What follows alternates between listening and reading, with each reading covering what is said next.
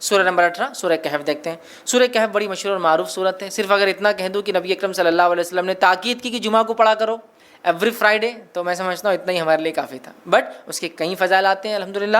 سورہ نمبر 18 سورہ کہف کی جو فضیلت آتی ہے وہ یہ ہے، جو شخص اس کی ابتدائی 10 آیتوں کو حفظ کر لیں گا اور تلاوت کریں گا، دجال کے فتنے سے محفوظ رہیں گا، دجال کے فتنے سے محفوظ رہیں گا۔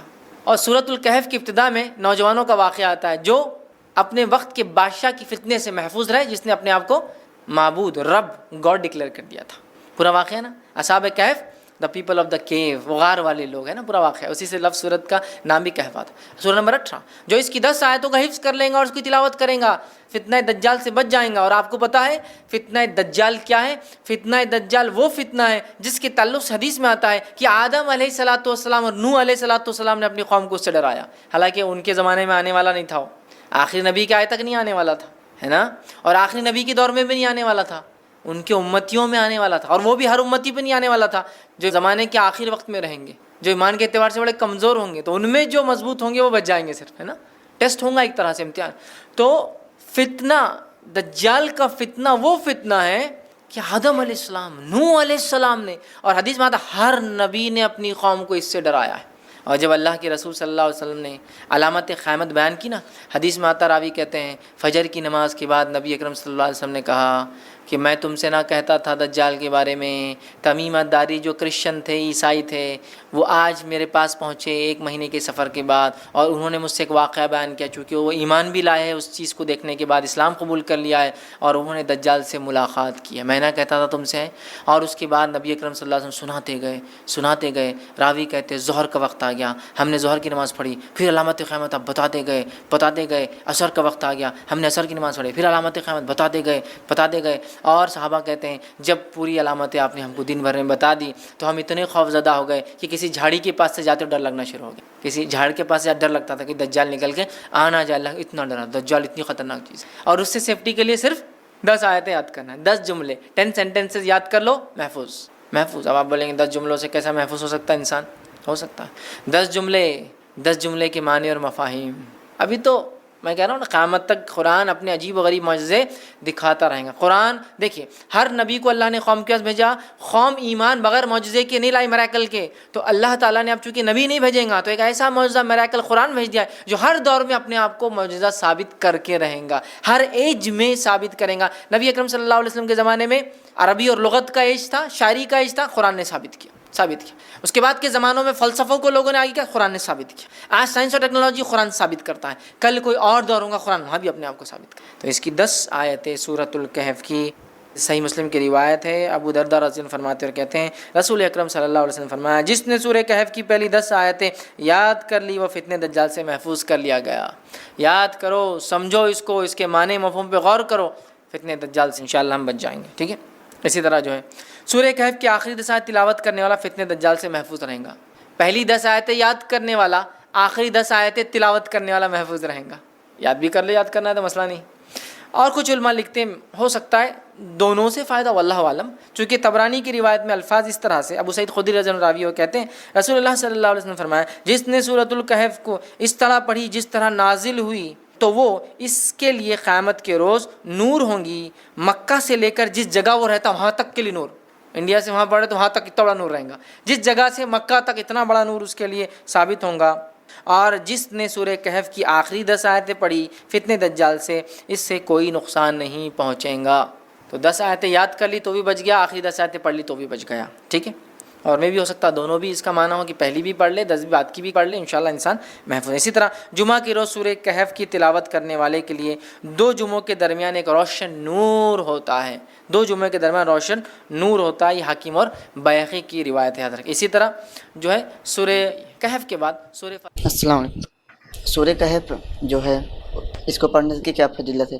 بھائی نے سوال کیا کہ سورہ کہف کی کیا فضیلت ہے۔ دیکھیے سورہ کہف کو اگر انسان جمعے کے دن پڑھے تو اس جمعہ سے لے کر اگلے جمعہ تک سورہ کہف ایک نور جیسا اس کے لیے رہتا ہے۔ دوسری فضیلت ہے سورہ کہف کی ابتدائی 10 آیتیں جو یاد کر لے وہ دجال کے فتنے سے محفوظ رہیں گا۔ تیسری ایک فضیلت ہے کہ جو سورہ کہف کی آخری 10 آیتوں کی تلاوت کرے انشاءاللہ وہ بھی دجال کے فتنے سے محفوظ رہیں گا، ٹھیک ہے۔ تو یہ سورۃ الکہف کی چند فضائل، اس کے علاوہ بھی آتے ہیں لیکن یہ چند فضائل۔ اس طرح ایک صحابی سورۃ الکہف ایک مرتبہ پڑھ رہے تھے، آسمان سے ایک روشنی نازل ہو رہی تھی، صحابی نے روک دی تلاوت، بعد میں آپ نے فرمایا کہ ایسا میں نے دیکھا تو کہا وہ سکینت تھی، اگر تم پڑھتے رہتے تو تم اس کو اترتا ہوا دیکھتے، مطلب فرشتے سکینت لے کر آتے ہیں۔ تو سورۃ الکہف کے بہرحال بڑے فضائل ہیں، تو آپ جمعہ کو کم از کم اس کو پڑھیں، ایک جمعہ پڑھنے سے دوسرے جمعہ تک یہ نور جیسا چمکتا ہے۔ دوسرا، اس کی 10 آیتوں کو یاد کر لے ابتدائی، یہ دجال کے فتنے سے محفوظ رہنے کی وجہ بنے گا۔ تیسرا، اس کی 10 آیتوں کو آخری تلاوت کریں، انشاءاللہ اس سے بھی دجال سے انسان محفوظ رہیں گا اور اس کے پڑھنے سے سکینت نازل ہوتی ہے۔ نبی اکرم صلی اللہ علیہ وسلم فرمایا، ابو سعید خدری رضی اللہ عنہ اس حدیث کے راوی فرماتے ہیں، کہتے ہیں جو کوئی جمعہ کے دن سورۃ الکہف کی تلاوت کرے تو اللہ تعالیٰ اس کے لیے 2 جمعہ کے درمیان جو ہے نور روشن کر دے گا۔ جو کوئی جمعہ کے دن سورۃ الکہف کی تلاوت کرے تو اللہ 2 جمعوں کے درمیان اس کے لیے نور کو روشن کر دیتا ہے۔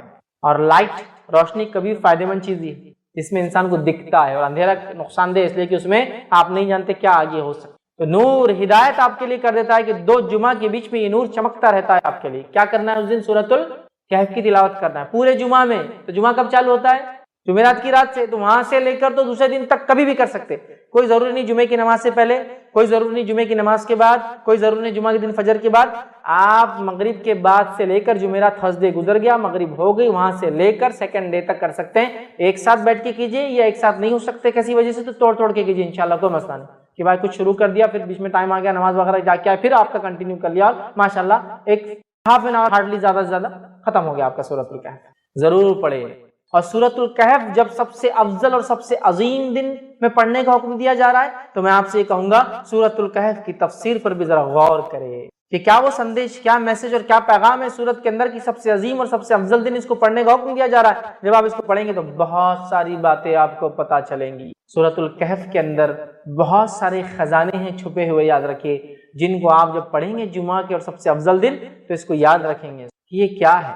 اس کی پہلی 10 آیتوں کی صرف فضیلت یہ ہے اس سورۃ الکہف کی کہ جو اس کو تلاوت کرتا ہے کس سے محفوظ رہیں گا؟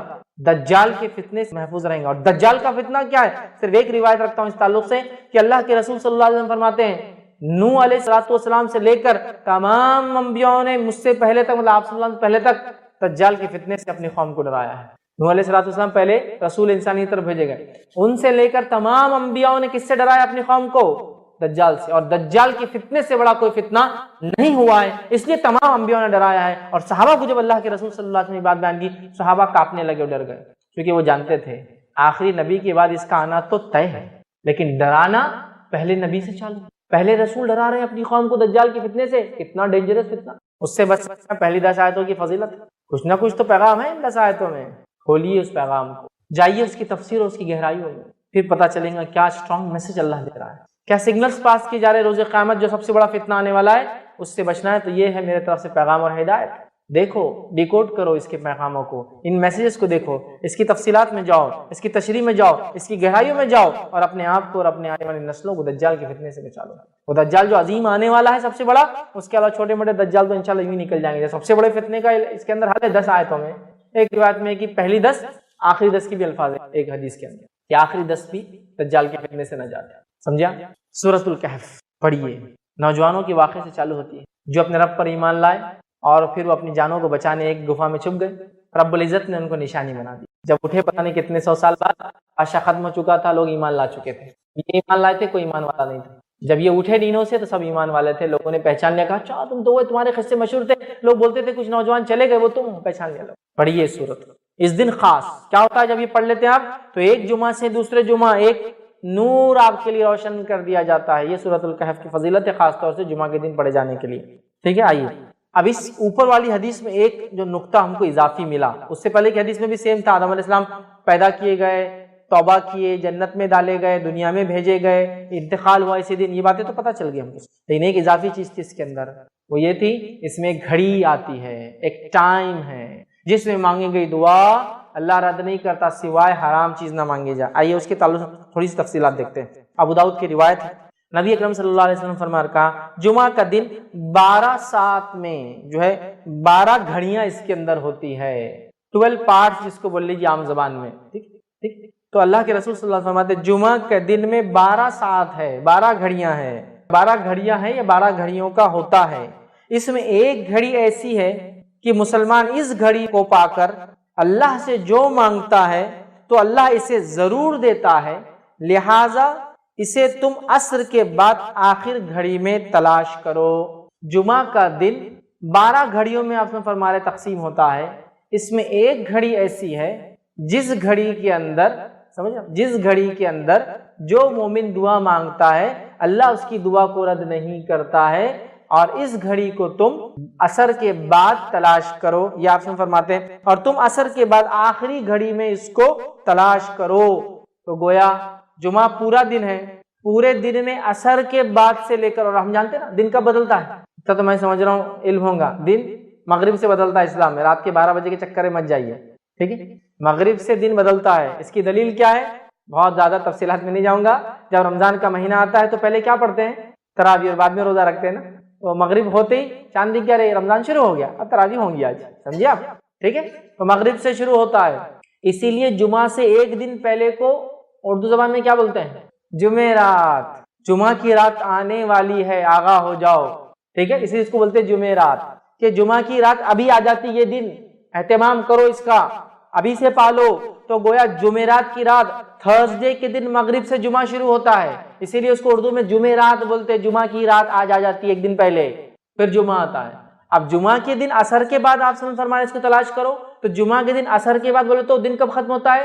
مغرب میں، مغرب سے کیا لگیں گا؟ یوم السبت، ہفتہ لگ جائیں گا، سنیچر لگ جائیں گا، ٹھیک ہے، تو گویا عصر سے مغرب کے بیچ میں ہے۔ اس گھڑی میں مانگی گئی دعا کو اللہ رد نہیں کرتا سوائے حرام چیز نہ مانگی جائے، ڈن۔ بہت سارے لوگ مصیبتوں سے، بیماریوں سے، تکلیفوں سے، پریشانیوں سے، جسمانی پریشانیوں سے، گھریلو پریشانیوں سے، مالی پریشانیوں سے پریشان ہیں، بس اٹھا لیجیے اس دن کا فائدہ، منا لیجیے اس دن کو، حقیقت میں منا لیجیے اپنے رب کو، کروا لیجیے اپنی دعا قبول، رد نہیں کرتا اللہ مومن کی دعا سوائے حرام چیز نہ مانگے۔ تو آپ سے فرماتے ہیں اللہ ضرور دیتا ہے، لہٰذا اسے تم عصر کے بعد آخری گھڑی میں تلاش کرو۔ تو دیکھیے آپ کتنی فضیلت ہے اس یوم الجمعہ کی، جمعہ کے ایک دن کی، یاد رکھیے۔ تو آپ کوئی انسان یہ گھڑی کو کبھی غلطی سے بھی ضائع نہ ہونے دیں، خوب فائدہ اٹھائے اس گھڑی کا، یاد رکھیے، ٹھیک ہے۔ تو اللہ تعالیٰ نے جمعہ کے دن میں بھی عصر کے بعد کے وقت کوئی خاص فضیلت دی تھی جمعہ کے دن کے، تاکہ اس میں کیا جائے عمل بہت بہترین ہوتا ہے، دعا کے اعتبار سے قبول ہو جاتا ہے۔ اور جمعہ کب سے چالو ہوتا ہے میں تفسیر رکھ چکا ہوں، یہ تھرسڈے کے دن مغرب سے سورج غروب ہونے سے لے کر فرائیڈے کے دن سورج غروب ہونے تک چلتا ہے۔ اس کو اردو میں جمعرات کی رات، جمعرات ہی ایکچولی جمعہ کی رات ہی ہے، جمعرات کی رات سے لے کر ہفتہ لگنے سے پہلے جمعہ کی مغرب تک ہوتا ہے، یاد رکھ، ٹھیک، تو اس میں پالے۔ اسی طرح جو ہے ابو داؤد اور حاکم اور نسائی کی روایت ہے، اس روایت کے اندر ہے اسے عصر کے بعد آخری ساعت میں تلاش کرو۔ تو گویا عصر کے بعد آخری حصے میں یہ وقت آتا ہے جس میں ہم خوب دعائیں کریں، یاد رکھیں۔ تو یہاں پتہ چلا کہ عصر کے بعد ہم کو یہ دعا کرنا چاہیے، اور مسلمہ کے پاس ایسی کوئی چیز نہیں، یاد رکھیں۔ یقیناً جو بات میں کہہ رہا ہوں یہ کوئی نئی چیز نہیں، یاد رکھیں۔ نبی اکرم صلی اللہ علیہ وسلم جب تک دنیا میں تھے تو اللہ رب العزت آپ کو وحی کے ذریعے گائیڈ کرتا تھا۔ تو اب نبی اکرم صلی اللہ علیہ وسلم دنیا سے جانے والے تھے، سلسلہ وحی کا رکنے والا تھا، تو اللہ کے رسول صلی اللہ علیہ وسلم نے ہم کو الٹرنیٹ کیا دیا تھا؟ اللہ رب العزت نے ہم کو کیا دیا کہ نبی اکرم صلی اللہ علیہ وسلم کے دنیا کے جانے کے بعد ہم لوگ کیسے کریں گے کام؟ ایشوز، مسائل، پرابلمز تو آنے والے، آگے بھی آتے رہیں گے، تو سلوشن کیا ہے اس کا، کیسے نکالیں گے ہم؟ تو اللہ رب العزت نے نبی اکرم صلی اللہ علیہ وسلم کی حیات میں ہی وہ طریقہ کار بتا دیا تھا، یاد رکھیں، کہ امت اپنے مسائل کیسے نکالیں گی۔ روایت کا ایک حصہ ہے جو میں نے آپ کے سامنے تلاوت کی، اللہ رب العزت یاد رکھیے اس آیت کے اندر، سورہ آل عمران سورہ نمبر 3 اور آیت نمبر 159 اس میں اللہ فرماتا ہے اور کہتا ہے، جو آیت میں نے تلاوت کی تھی، اللہ فرماتا ہے وَشَاوِرْهُمْ فِي الْأَمْرِ، اے نبی صلی اللہ علیہ وسلم جب کوئی مسئلہ ہو جائے تو ان صحابہ کے ساتھ بیٹھ کے مشورہ کر لینا۔ وَشَاوِرْهُمْ فِي الْأَمْرِ مطلب اب آگے کیا پلاننگ کرنا ہے، آپ صحابہ کے ساتھ بیٹھنا اور اس کو پلان کر لینا۔ فی الامر فاذا عزمت فتوکل علی اللہ، اور جب آپ کوئی فیصلے پہ پہنچ جائے، جب کوئی آپ مصمم ارادہ پھر کر لے، جو مشورہ آ جائے گا اس بیسس پہ جب آپ کو فیصلہ کر لے، پھر اللہ پر توکل کر لینا، اس کے بعد اللہ پر بھروسہ کر لینا۔ ان اللہ یحب المتوکلین، اس لیے کہ اللہ تعالیٰ اس پر توکل کرنے والوں کو پسند کرتا ہے۔ آگے بات تو کیا کہا، مشورہ کر لینا۔ نبی اکرم صلی اللہ علیہ وسلم ہے، اور ایک قلعے کا جو ہے گھیراؤ کیا جا رہا ہے، یہودیوں کا قلعہ ہے، نبی اکرم صلی اللہ علیہ وسلم جس سے موجود ہے، اور آپ صلی اللہ علیہ وسلم صحابہ سے کہتے ہیں کہ فلاں جگہ ہم پڑاؤ ڈالیں گے۔ ایک صحابی کہتے ہیں کہ اللہ کے رسول صلی اللہ علیہ وسلم میرا مشورہ ہے کہ پڑاؤ یہاں نہیں وہاں ڈالیں گے۔ کہا کیوں؟ تو کہ اللہ کے رسول ہم جن یہودیوں سے لڑنے آئے ان کے پاس جو ہتھیار ہے وہ اتنے اچھے ہیں کہ وہ یہاں تک اس کی رینج ہے، یہاں تک وہ ہتھیار پہنچ جاتے، جہاں خیمے کی آپ بات کریں۔ اللہ کے رسول فرمایا ٹھیک ہے ہم خیمہ پیچھے لگائیں گے۔ دیکھیے ایک صحابی کے مشورے پہ بات ہوئی، جنگ احد کے لیے نبی اکرم صلی اللہ علیہ وسلم مشورہ کرتے صحابہ سے کہ میرے صحابہ کیا کہتے ہو، اندر رہ کے ڈیفنس کرے باہر جا کے آفینسو لڑائی کرے؟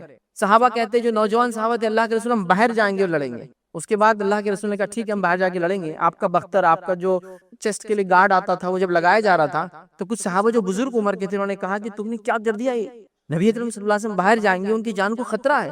تو یہ بہت پھر شرمندہ اور نادم اور فوراً دوڑے کہا اللہ کے رسول ہم چاہتے ہیں کہ وہ ڈیسیجن ہم واپس لے لے جو ہم نے مشورہ دیا تھا آپ کو کہ باہر نکل کے لڑیں گے، چونکہ آپ کی جان کا اب ہم کو ڈر لگ رہا ہے۔ تو اللہ کے رسول نے فرمایا کوئی نبی کی شان کے لائق یہ بات نہیں ہے کہ وہ ایک بار بختر پہن لے جنگ کے لیے تیار ہو جائے تو پھر وہ جنگ کیے بغیر پیچھے ہٹے، اب نہیں ہو سکتا، یہ جو فیصلہ ہو گیا صحابہ کا مشورہ۔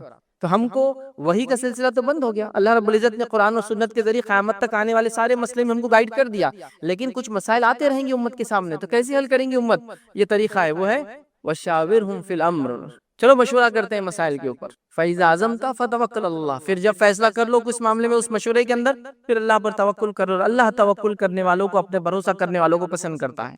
تو یہ ہے طریقہ آگے چلنے کا، اور یہ جو میں نے شروع میں کہا تھنک ٹینک، ایسے لوگ جو سوچے امت کے بارے میں، یہ آیت اس کی دلالت کرتی۔ آئیے دوسری آیت اللہ رب العزت کیا فرماتا ہے اس آیت کے اندر، اور یہ آیت یاد رکھیں سورہ نساء اس کی آیت نمبر جو ہے 83 ہے، 83 نمبر کی آیت ہے۔ اللہ فرماتا ہے اور کہتا ہے اور جب ان کے پاس امن یا خوف کی کوئی خبر جو ہے پہنچتی ہے، یہ منافقین کے بارے میں بات ہو رہی، جب ان کے پاس کوئی خوف کی امن کی خبر پہنچتی ہے تو اس جو ہے اسے مشہور کر دیتے ہیں۔ تو منافق کیا کرتے ہیں، اس سنی باتوں پہ چیزوں کو مشہور کر دیتے تھے، جیسا خبر آ گئی نعوذ باللہ مسلمان ہار گئے بس مشہور کر دیا، پہلے خبر آ گئی کہ مشرکین بہت تعداد میں آ رہے، پھیلا دیا مسلمانوں میں تاکہ ڈر خوف ہو جاتا نا، اب کسی فوج سے پہلے کو پھیلا دے وہ اتنے بڑے فلاں ہیں۔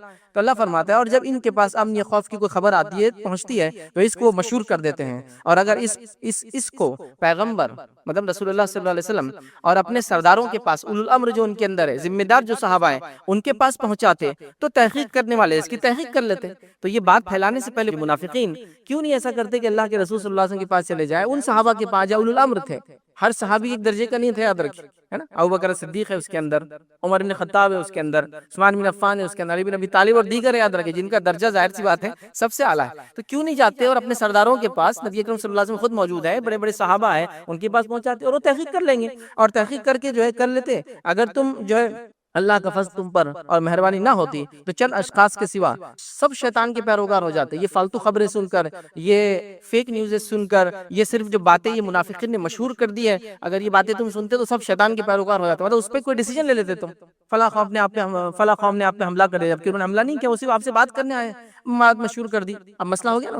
تو یہاں اللہ رب العزت فرما رہا ہے کہ پھر کیوں نہیں بات جو ہے بڑوں کی طرف پہنچائی جا رہی، کیوں نہیں بات اللہ کے رسول کے پاس پہنچائی، کیوں نہیں صحابہ کے پاس جو اس کے اندر اولو الامر ہے، ذمہ دار ہے، پھر وہ تحقیق کریں گے اور آپ کو اس کا تحقیق کرنے کے بعد بتائیں گے ایسا نہیں ہے جو تم بول رہے ہو۔ تو آج مسئلہ وہی یاد رکھیے، امت کے پاس کوئی ایسا گروہ، کوئی ایسا طبقہ، کوئی ایسی آرگنائزیشن، کوئی ایسی تنظیم نہیں ہے، میں یہ نہیں کہہ رہا ہوں بالکل نہیں ہے، لیکن اس کی کیا حالت ہے اور اس کا کیا حال ہے۔ بہرحال اب میں آپ کو کیا بتاؤں، نہ ان تنظیموں کے نام کبھی آپ نے سنے ہوں گے، نہ ان کے ذمہ داروں کے نام کبھی آپ کو پتا ہوں گے، نہ قوم کو انہوں نے کوئی ایسا ڈیسیجن دیا ہوگا جس کو قوم لے کر کہے کہ ہاں یہ ہے، نہ ان کے پاس ڈیسیجن میکنگ کی کوئی صلاحیت ہے، نہ قوم کے پاس سننے کا ذرہ برابری جذبہ ہے۔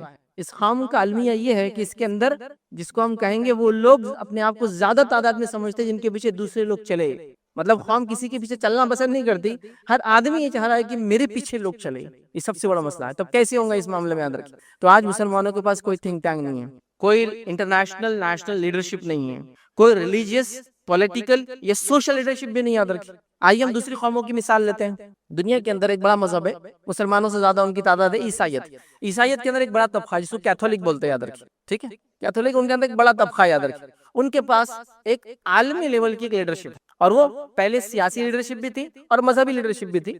پچھلے 100 سال پہلے ان کو الگ کر کے ان کو سیاست سے الگ کر دیا گیا، وہ صرف مذہبی لیڈرشپ ہے، اور اس لیڈرشپ کو کہتے ہیں پوپ، پاپائیت بولتے ہیں، پاپا بھی بولتے ہیں، یاد رکھیے اس کو عربی کے اندر یا اردو کے اندر۔ تو پوپ جو ہے ان کا یہ پہلے ریلیجیس لیڈر بھی تھا اور جس کو کہتے ہیں یہ پولیٹیکل لیڈر بھی تھا، یاد رکھیے۔ جب اس کو ریلیجیس لیڈرشپ کی اس کی الگ کر کے کہا کہ تم سیاست کو چھوڑ دو، الگ ہو جاؤ، تو انہوں نے ڈیمانڈ کیا، تو ان کو ایک ملک ہی بنا کے دے دیا گیا جو دنیا کا سب سے چھوٹا ملک ہے، اس کو بولتے ہیں ویٹیکن سٹی۔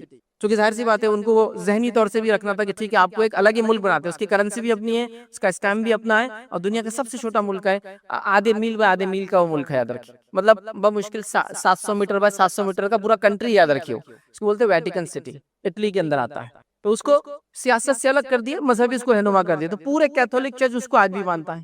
مطلب یہ کہ اگر اس نے کہہ دیا کہ فلاں چیز ہو تو سارے لوگ بعمل ہو جاتے ہیں، تو ایٹ لیسٹ ان کے پاس ایک ریلیجیس لیڈرشپ ہے۔ آپ کیا بتائیے کون سی لیڈرشپ ہے؟ اگر آپ یہ کہتے ہیں کہ ہم جو حرم کے امام کو جو لیڈر مان لیں گے، تو ہم میں سے تو ایک بڑا طبقہ کہتا ہے وہ تو کافر ہے، تو وہ ظاہر سی بات ہے لیڈرشپ کیسی ہوں گی؟ ایک بڑا مسلمانوں کا طبقہ کہتا ہے کہ ان کے پیچھے تو نماز ہی نہیں ہوتی، حج عمرے کو جاتے ہیں تو الگ سے نمازیں پڑھتے ہیں، تو اب وہ لیڈرشپ بھی فیل ہو گئی۔ اب کس کو آپ لیڈر مانیں گے؟ مطلب ویٹیکن سٹی ان کا ایک چرچ ہے، اس کی ایک بہت مقدس جگہ ہے ان کے اعتبار سے، تو وہ اس کے لیڈر کو دنیا کا عالمی لیڈر مانتے ہیں۔ آپ کے پاس کیا ہے؟ آپ تو حرم کے امام کو مسلمان نہیں ماننے کو تیار، اکثر لوگ ان کے پیچھے نماز نہیں ہوتی، وہ تو فلاں ہے۔ اور مطلب آپ کا اور ہم امت مسلمہ اکثریت کا یہ کہنا ہے کہ نعوذ باللہ اللہ تعالیٰ اپنے گھر کی بھی حفاظت نہیں کر پایا، اور وہاں ایسے لوگوں کو مسلط کر دیا جن کے پیچھے میری نماز ہی نہیں ہوتی ہے۔ اللہ اللہ، اب کیا کریں گے امت بتائیے؟ تو امت کا یہ حال ہے۔ تو یہ ہوا ریلیجیس لیڈرشپ۔ اب سیاسی لیڈرشپ تو مجھے بتانے کی ضرورت نہیں ہے آپ کو، عالمی سطح پر کس کو بتائیں گے آپ کہ یہ ہمارا رہنما ہے؟ میں دیگر دنیا کے ممالک کے 50 بڑے بڑے ایسے اشخاص کے نام لے سکتا ہوں کہ آپ کہیں گے ہاں یہ عالمی لیڈر ہے، ان کو دیکھ کے لگتا ہے کہ ملک اور ملت کے لیے انہوں نے اور اپنے اسٹیٹ کے لیے کچھ نہ کچھ کیا۔ ایک فہرست ہے بھائی، ایک لمبی، مطلب اتنی لمبی ہے یہود و نصارہ کی اور دیگر اقوام عالم کی کہ میں اس کو گنا بھی نہیں سکتا ہوں۔ آپ کو ایسا بتائیے، چلیے مسلمان دنیا کے اندر، عالم اسلام جس کو عام زبان میں کہتے ہیں، مسلم دنیا کے اندر، جس کے اندر کم و بیش 50 سے زائد 56 سے 57 ملک ہیں، ان 56 سے 57 ملک کا ایک رہنما بتائیے جس کو آپ کہیں گے یہ ہمارا پولیٹیکل لیڈر ہے، یا یہ سیاسی فکر ہم سمجھتے ہیں اور یہ سیاسی فکر صحیح ہے۔ بتائیے آپ، ہر طبقہ دوسرے طبقے کو جو ہے کافر، منافق اور ان کے پیچھے تو نہیں چلا سکتا۔ تو آپ کے پاس نہ ریلیجیس لیڈرشپ باقی رہی، نہ سوشو پولیٹیکل لیڈرشپ باقی رہی، مطلب وہ رہنمائی یا وہ لوگ جو جن کو آپ سوچیں کہ ہاں یہ سوچتے ہمارے بارے میں اور یہ چاہتے ہیں، بلکہ عالمی سطح پر ہمارے ممالک کا یہ حال ہے۔ یہ تھنک ٹینک نہیں ہونے کا نتیجہ یاد رکھیں۔ نبی اکرم صلی اللہ علیہ وسلم، خلفاء راشدین، صحابہ کا دور 110 ہجری تک چلا، یاد رکھیں، صحابہ کا دور، تابعین کا دور 250 سال، اس کے تبع تابعین کا دور یاد رکھیں۔ ان ادوار کے اندر آپ دیکھیں گے مسلمان دنیا کے لیڈر تھے، یہ پالیسی میکر تھے، دنیا ان کے مطابق چلتی تھی، یہ دنیا کے حاکم تھے۔ یاد رکھیں، دنیا جو بستی تھی اس زمانے میں وہ میجر حصہ ان کے پاس تھا، مطلب جس پہ دنیا بستی تھی، ہیومن سیویلائزیشن جہاں جہاں تھی، جہاں بستی تھی، وہ سب ان کے کنٹرول میں تھا۔ یاد رکھیے، سمجھ لیجئے آپ صلی اللہ علیہ وسلم دنیا جانے کے 200 سال بعد کا یہ حال ہے، اور وہاں سے پھر وہی سلسلہ الحمدللہ تقریباً 15ویں 16ویں صدی تک چلا۔ اس کے بعد زوال کا دور چالو ہوا، پھر یورپین سائر انہوں نے کولونائزیشن کیا اور پھر مسلمان ممالک کو ٹکڑے ٹکڑے کر کے بانٹ لیا، تم یہ لے لو، تم وہ لے لو، تم وہ لے لو، مطلب مسلمانوں کی جان مال عزت اور ممالک جو ہے یہ کیک کی مانند تھا، جو آ رہا ہے بس کاٹ رہا ہے، جتنا حصہ لینا چل تو کھا لے، اتنا حصہ اس کو دے دے، بچاؤ پھینک ڈالو، ان کی ضرورت نہیں۔ یہ حال کیا پھر، یاد رکھیں، ہم بھول گئے، یاد رکھیں، سب بھول گئے، یاد رکھیں، کوئی لیڈر نہیں ہے، کوئی لیڈرشپ نہیں ہے، نہ کوئی ریلیجیس لیڈرشپ ہے، نہ کوئی سوشل لیڈرشپ ہے، نہ کوئی پولیٹیکل لیڈرشپ ہے، کچھ بھی نہیں۔ یاد رکھیں ہمارے پاس کیوں امت اس حالت میں پہنچی، یاد رکھیں کیسے اس حالت کو دور کیا جائے، فیوچر پلاننگ کیسی کریں گے امت، بتائیے کل کیا ہونے والا، آپ کیسے وہ کریں گے؟ فلاں مسئلہ آ گیا، کسی کو پتہ بھی نہیں مسئلہ کیا ہے، تعجب کی بات یہ ہے، اب کیسے سمجھائے؟ مذہبی رہنماؤں کو جا کے بیٹھ کر بتانا پڑ رہا ہے، اس کا بھی بیٹھنے کا طریقہ ہی بھائی، شیخ کے پاس بیٹھنے کا طریقہ رہتا ہے، دو جان ہو کر بیٹھنا، عزت کے ساتھ بیٹھنا، احترام کے ساتھ بیٹھنا، ان کے وقت کے ساتھ بیٹھنا، ان کے سامنے جا کے بیٹھنا، نظروں کو نیچی رکھنا، پھر انہیں وقت دینا، پھر آپ نے ان کو مسئلہ سمجھانا کہ اب انہوں نے فیصلہ لینا اگلا کیا کرنا ہے۔ تو اگلا آدمی خود بولتا ہے یہ کیا فیصلہ دیں گا بعد میں میرے، جس کو مسئلہ سمجھانے کے لیے مجھے 4 گھنٹے 40 دن لگے، پہلے جا کر ٹائم لے کر 4 گھنٹے میں سمجھا پائے، تب بھی ان کو سمجھا اچھا ٹھیک ہے آپ بول رہے تو ہم بول دیتے ہیں، کیا فیصلہ ہوں گا میں نہیں سمجھ پاتا ہوں، امت کا، ان کا مستقبل کا، سیاسی حالات کا، سماجی حالات کا، ٹیکنالوجی وائز جو حالات آ رہے ہیں، چلو باقی چھوڑ دو، سائنس اور ٹیکنالوجی کی ترقی کہاں پہنچ رہی ہے، یاد رکھیے۔ اب کیسے آپ کو کوئی گائیڈ کرے گا کہ کل جو آنے والی ٹیکنالوجی اس میں حلال اور حرام کیا ہے، کھانے پینے سے لے کر دوائیوں سے لے کر ہر چیز میں ٹیکنالوجی کس لیول پر جا رہی ہے آپ سوچ بھی نہیں سکتے۔ مطلب جو چیزیں پہلے سمجھ میں نہیں آتی، دکھتی نہیں تھی، وہ آپ اب محسوس کر سکتے ہیں۔ جو پہلے آپ مثال لے لیجئے، میرے آپ نے انگور کھایا، اس سے پہلے آپ بیج والا انگور کب کھایا تھا آپ نے، سے پہلے آپ سمجھ رہے ہیں؟ تو سائنس اور ٹیکنالوجی کہاں جا رہی ہے، یاد رکھیے۔ آپ نے سنترا اور موسمبی تو کھائی تھی، لیکن اس کے بیچ کے کتنے فروٹس آ گئے، کتنے، کسی کینو بولا جا رہا ہے کہ سنترے کی طرف زیادہ، موسمبی کی طرف کم فلاں ہے، یہ سب سائنس ٹیکنالوجی کا نتیجہ ہے کہ کئی الگ الگ پھلوں کو ملا کر اگلے پھل دے رہے۔ اب نیکسٹ پلاننگ یہ کہ کئی جانوروں کو ملا کر اگلی نسل تیار کریں گے، جو جانور کھائیں گے نہیں کھائیں گے ہم، پھر پھلوں میں اور سبزیوں میں تو ٹھیک ہے ساری چیزیں حلال ہے ہمارے لیے، لیکن باقی دیگر جانوروں کے اندر تو حلال حرام کا مسئلہ ہے نا، کہ فلاں جانور سے فلاں کراس کر کے ہم فلاں بنائیں گے، جینیٹیکل انجینئرنگ جس کو کہتے ہیں، کس لیول پر جا رہی ہو، تو اگلا کیا کریں گے 10 سال بعد جو چیزیں آئیں گی، آپ سمجھ رہے ہیں؟ مطلب ایسی چیزیں آنا چالو ہو گئی۔ مطلب آپ جیسا پہلے لکڑی استعمال کرتے تھے، تو لکڑی کی آپ کوئی چیز بنائیں گے، پلین لیول بنائیں گے، لگائیں گے، وہ ٹائم تو پلائی ووڈ بول کی چیز آ گئی تھی، لکڑی کو لے کے کمپنی میں پروسیس کر کے ایسی پلین تختے بنا دیے جا رہے تھے کہ آپ جیسے کاٹو اور بنا لو۔ تو آپ کو پتہ ہے آج کل گوشت اور میٹ میں بھی ہوتا ہے، مطلب مختلف جانور گوشت لے کے اس کو چٹکا کر مارکیٹ میں بیچا جاتا ہے، اس کو جیلیٹین بولتے ہیں، یاد رکھیں۔ مطلب ایسا ہے کہ آپ جتنے سائز کا میٹ چاہے اتنے سائز کا آپ کو مل جائے گا، اور آپ وہ کریں تو کیا یہ شرن، کیا اس کی حکم ہوگا؟ ابھی آپ کو لگ رہا بہت دور ہے، 10 سال بعد ان چیزوں کو آپ بکتے ہوئے نظر آئیں گے آپ کو مارکیٹ میں، پھر ہمارا مسئلہ کیا ہوگا؟ کون ہم کو جواب دیں گا؟ دواؤں کے اندر فلاں فلاں ادویات میں فلاں فلاں چیزیں کون بتائیں گا امت کو؟ کوئی گائیڈنس ہی نہیں کہ فیوچر کیا ہونے والا امت کا، کون بتائیں گا؟ کوئی تیاری نہیں امت کی، یاد رکھیں۔ نہ بتانے والوں کو علم ہے، نہ سمجھنے والے شعور حاصل کریں۔ مطلب جہاں کچھ لوگ ہیں بھی جن کے پاس وہ صلاحیت ہے، وہ لیڈرشپ ہے، وہ سمجھا سکتے ہیں، خواہ ان کے پیچھے چلنے کو تیار نہیں۔ مسئلہ یہ بھی ہے کیونکہ ہر آدمی کہہ رہا ہے میرے سے زیادہ ہوشیار تو دنیا میں موجود نہیں ہے کوئی۔ کیسے ہوگا امت کا، یاد رکھیے۔ اب اس کے بعد جب لیڈرشپ ختم ہو گئی، یاد رکھیے، تھنک ٹینک نہیں رہا ہمارے پاس، انٹلیکچوئلس ہمارے پاس نہیں رہے، ان لوگوں نے آرگنائزیشن کریٹ نہیں کی، تو ہمارے پاس کوئی پالیسی نہیں رہی، یاد رکھیے، کہ ہم کیسے جئیں گے، کیا کریں گے، کیا کھائیں گے، کب نہیں کھائیں گے، کیا پڑھیں گے، کیا نہیں پڑھیں گے، کہاں بچوں معصیت اللہ جن چیزوں سے ناراض ہوتا ہے ان کو ڈٹ کر کرتے ہیں، دنیا جن چیزوں سے ناراض ہوتی ہے اس کو چھوڑنے کی کوشش کرتے ہیں۔ مطلب اللہ جس سے ناراض ہو اس کی اتنی فکر نہیں ہوتی کہ اس کے چھوڑنے سے کیا ہوگا۔ دنیا اگر ناراض ہوتی ہے، حکومت اگر ناراض ہوتی ہے، ڈپارٹمنٹ اگر ناراض ہوتے ہیں، ہے نا، تو پھر ہم اس کے لیے سب کچھ کرتے ہیں۔ جیسا کہ میں یہ چاہتا ہوں کہ انکم ٹیکس میرے اوپر ریٹ نہ ڈالے، تو لہٰذا میں انکم ٹیکس ڈپارٹمنٹ کو وقتاً فوقتاً تمام وہ چیزیں فراہم کرتا رہتا ہوں اور ٹیکس پے کرتا رہتا ہوں۔ لیکن وہ خوف جو انکم ٹیکس ڈپارٹمنٹ کے تعلق سے دل میں ایک نظر آ رہا ہے، اتنا خوف زکوٰۃ کے معاملے میں نظر نہیں آتا ہے کہ اگر زکوٰۃ نہیں دوں گا تو جو ہے کائنات کا بنانے والا مالک میری پکڑ کرے گا۔ مطلب گویا انکم ٹیکس سے اس لیے ڈر لگتا ہے کہ ڈپارٹمنٹ پکڑ لیں گا، مال پر ہاتھ ڈالیں گا، ہے نا، عزت پر بات آ سکتی ہے، لوگ جب گرفتار ہو کے جائیں گے، نہیں پے کرتا تھا، ہے نا۔ لیکن یہی ڈر کبھی اللہ کے معاملے میں نظر نہیں آتا کہ اگر ہم زکوٰۃ برابر نہ دے تو اللہ بارش کو روک دیں گا، اللہ ہمیں جو نقصان پہنچائیں گا، ہماری جان و مال کی حفاظت جو اللہ چھوڑ دیں گا۔ یاد رکھیں، جس مال کی زکوٰۃ دی جاتی ہے اللہ اس کی حفاظت کرتا ہے، تو وہ ڈر نظر نہیں آتا۔ تو میں یہ کہنا چاہ رہا ہوں کہ آج دنیا کے بہت سارے خوف ہمارے دل میں ہیں، آج دنیا کی بہت سارے ڈر ہمارے دل میں ہیں، لیکن جیسا ڈر اللہ سے ہونا چاہیے، جیسا ڈر جہنم سے ہونا چاہیے جو اللہ رب العزت نے بنائی ہیں، جیسا ڈر اللہ کے غضب سے ہونا چاہیے کہ کہیں اگر ہم گناہ اور معصیت کے کام زندگی میں نہ چھوڑے تو اللہ غضب کریں گا، اللہ سخت پکڑ کریں گا، اللہ سخت پرسش کریں گا، اللہ جو ہم سے سوال کرنے والا ہے۔ اتنا ڈر نظر نہیں آتا جتنا دنیا کے معاملات میں، ٹیچر کیا سوال کریں گا، ایگزام میں پیپر میں کیا آ جائیں گا، ڈپارٹمنٹ کیا مجھے فلاں کریں گے، اگر یہ کام نہیں کروں گا تو اس کا اثر میری تجارت پر ایسا آئے گا۔ تو ہم دنیا کے سارے ڈر اپنے دل میں لیے ہوئے سوائے اس ڈر کے جو اللہ کا ڈر ہمارے دل میں ہونا چاہیے۔ اور یہ بہت اہم چیز ہے، یاد رکھیے، خشیت الہی جس کو ہم اللہ کا ڈر، ٹھیک، اس لیے کہ جب یہ نکل جاتا ہے تو انسان بے باک ہو کر گناہ کرتا ہے، اور جب یہ ہوتا ہے تو ہر گناہ سے پہلے اس کو کہیں نہ کہیں دل میں ایک ملامت ہوتی ہے، اور بہت سی بار وہ ملامت، وہ گناہ اس کو آمادہ کرتے ہیں کہ انسان جو ہے نیکی کی طرف جو آئے۔ تو یہ بڑی اہم بات ہے، یاد رکھیے، اس چیز کو سمجھنا یہ وقت کی ضرورت ہے۔ ہم جیسا دیگر چیزوں سے دنیا میں ڈرتے ہیں، اس سے کئی گنا زیادہ ہمیں اللہ کا ڈر ہونا چاہیے، اور ایسا ڈر جو ہمیں صحیح سمت میں لے کر چلے، ایسا ڈر جو ہمیں گناہوں سے بچنے میں جو مدد کرے، ایسا ڈر، ایسا خوف، ایسی خشیت اللہ کی کہ جو ہمیں جو ہے معصیت کے کاموں سے روک لی، بڑی اہم چیز ہے۔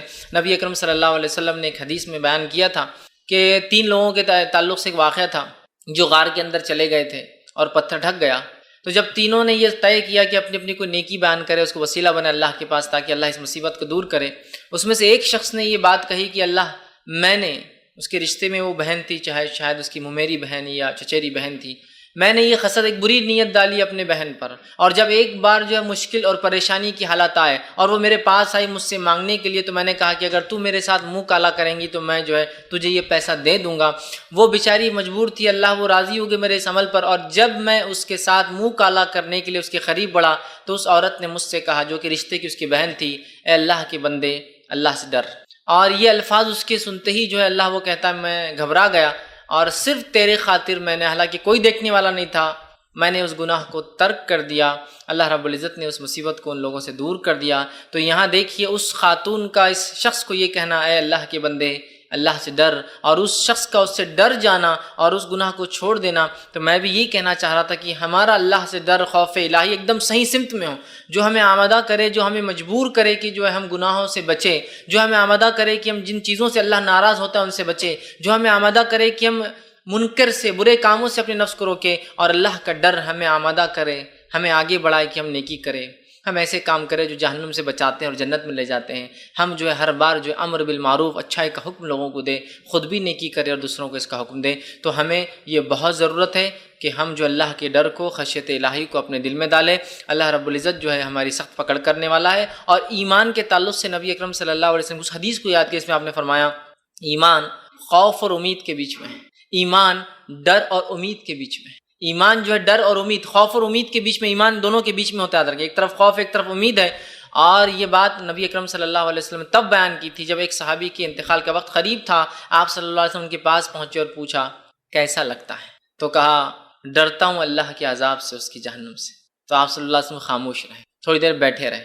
پھر پوچھا اب کیسا لگتا ہے؟ تو صحابی نے کہا امید کرتا ہوں کہ اللہ رب العزت مجھے جنت دیں گا، مغفرت کریں گا. آپ صلی اللہ علیہ وسلم نے کہا ہاں جو اس حال میں مرا تو یقیناً وہ جو ہے درست تھا اور وہ ایمان پر تھا. اس لیے کہ ایمان خوف اور امید کے بیچ میں ہے. خوف ایک طرف اور امید. ڈرتا بھی ہوں کہ گناہوں کی وجہ سے پکڑ ہوں گی، امید بھی رکھتا ہوں کہ اللہ اس کے باوجود بھی انشاءاللہ معاف کریں گا. تو یہی بڑی اہم چیز ہے. لیکن یہ بات یاد رکھیے ایمان صرف امید کے ساتھ جڑا نہیں، خوف اور امید کے بیچ کا حصہ ہے. وہ ہم کیا کر رہے ہیں؟ صرف امید اور امید. میں نے یہ گناہ کیا، اللہ انشاءاللہ معاف کر. میں نے فلاں کیا، اللہ مجھے معاف کر. میں نے زکوٰۃ دی، اللہ مجھے معاف کریں گا. میں نے نماز نہیں پڑھی، اللہ مجھے معاف کریں گا. میں نے روزے رکھی، اللہ معاف. ہم صرف امید اور امید رکھ رہے ہیں. خوف اور امید کے بیچ ہے اسلام، ایمان. پہلے خوف کی کہیں میری زکوٰۃ پہ اللہ پکڑ نہ کرے، یا اللہ میں توبہ کرتا ہوں تجھ سے اور اب دوں گا، امید ہے کہ اللہ مجھے معاف کریں گا. سمجھ رہے؟ خوف اور امید کے بیچ میں ایمان ہے. خوف ہے مجھے کہ اللہ جو ہے میں نے فلاں معصیت کی، تو پکڑ لے تو میں تو کہیں کا نہیں رہوں گا. امید کرتا ہوں اللہ میں نے تجھ سے توبہ کی تھی، تو اس توبہ کو بھی قبول کریں گا. تو خوف اور امید کے بیچ میں یاد رکھیے ایمان ہے. دونوں کے بیچ کا وہ حصہ یاد رکھیے. تو ہمیں بھی جو ہے اپنی کیفیت ویسے ہی بنانا ہے کہ خوف اور امید کے بیچ ہمیں رکھنا ہے اپنے آپ کو. یہ بڑی اہم چیز ہے یاد رکھیے، خوف اور امید کے بیچ ہم رہیں. ورنہ آج ہم دیکھ رہے ہیں صرف امید کر رہے ہیں کچھ لوگ، اور کچھ لوگوں کا حال ہے صرف خوف کا معاملہ کر رہے ہیں. ویسے خوف کا معاملہ بڑا کمزور نظر آتا ہے. امید ہی ہم لوگوں کو زیادہ ہے کہ ہمیں اللہ معافی کر دیں گا بس، اور خوف کا کوئی ایسی حالات یا کوئی بات نظر نہیں آ رہی ہے ہمارے سامنے. تو اس بات کو ہمیں یاد رکھنا ہے اور ہمیں اپنے دل میں اللہ تعالیٰ کا حقیقی ڈر، حقیقی خوف ہمیں پیدا کرنا ہے. اس لیے کہ اس کے بغیر ہم ایمان کی نہ چاشنی اٹھا سکتے ہیں، اور نہ ہی اس کے بغیر کوئی شخص حقیقی ایمان والا کہلا سکتا ہے. تو ہمیں اللہ کا ڈر ویسے اپنے نفسوں میں پیدا کرنا ہے جیسے اللہ کا ڈر پیدا کرنے کا حق ہے. یاد رکھیے حق ہے. آئیے چند باتیں میں آپ کے سامنے اسی عنوان کے تحت رکھنے کی کوشش کروں گا جو کہ ایک بہت اہم عنوان ہے. ایسا عنوان جو انشاءاللہ ہمیں گناہوں سے بچائیں گا. ایسا عنوان کہ اگر یہ ڈر پیدا ہو جائے تو ہم جو ہے انشاءاللہ عزیز بہت سارے نیک کاموں میں آگے بڑھیں گے اور معصیت کے اور برائی کے کاموں سے اپنی نفس کو روکتے رہیں گے. اللہ رب العزت نے اسی بات کو یوں فرمایا اپنی کتاب کے سورہ سجدہ سورہ نمبر 32 آیت نمبر 15 سے لے کر 17 میں. اللہ نے مومنوں کی کچھ صفت بیان کی. آئیے اس صفت کے بارے میں اللہ کیا فرماتا دیکھیے. اللہ فرماتا ہے انما یؤمن بآیاتنا الذین اذا ذکروا بها خروا سجدا وسبحوا بحمد ربهم ولا يستكبرون. اللہ رب العزت کہہ رہا ہے کہ اللہ فرماتا ہے ہماری آیتوں پر وہی لوگ ایمان لاتے ہیں، وہی لوگ ایمان لاتے ہیں جنہیں جب کبھی نصیحت کی جاتی ہے، اللہ کی آیتیں سنائی جاتی ہے تو وہ سجدے میں گر پڑتے ہیں. کیا کرتے ہیں وہ لوگ؟ سجدے میں گر پڑتے ہیں. اور آگے اور اپنے رب کی حمد اور اس کے بعد اس کی تسبیح اور بڑائی بیان کرتے ہیں. حقیقت میں اللہ سے ڈرنے والے، حقیقت میں نیک بندے، حقیقت میں مومن بندے وہ ہیں کہ جب اللہ کی آیتیں ان کو سنائی جاتی ہے، ان کو نصیحت کی جاتی ہے تو ان کے دل کانپ اٹھتے ہیں اس نصیحت، اور وہ سجدے میں گر جاتے ہیں اور وہ اللہ کی حمد بیان کرتے ہیں، وہ اللہ کی تسبیح بیان کرتے ہیں، اور وہ تکبر نہیں کرتے اپنے رب کے سامنے. مطلب اللہ کی آیتیں بتانے کے بعد نہ عمل کرنا تکبر کی علامت ہے. تو وہ تکبر نہیں کرتے اپنے رب کے سامنے. اور اللہ نے فرمایا وَهُمْ لَا يَسْتَكْبِرُونَ، اور وہ تکبر نہیں کرتے. تَتَجَافَ جُنُوبُهُمْ عَنِ الْمَضَاجِعِ، اور ان کے پہلو جو ہے وہ بستروں سے دور ہوتے ہیں. مطلب وہ راتوں کے وقت اللہ کی عبادت کرتے ہیں. دیکھیے ایک تو مومن کی صفت آیتیں سنائی تو دل نرم ہو جاتا ہے، بات کو سن لیتے ہیں، تکبر نہیں کرتے، اور جیسی اللہ کی آیتیں سنائی جاتی ہے تو سجدے میں گر پڑتے ہیں اور اس کی بڑائی بیان کرتے ہیں، اس کی حمد و ثنا بیان کرتے ہیں. یہ ان کی صفت. دوسرا آگے اللہ رب العزت کیا فرماتا ہے؟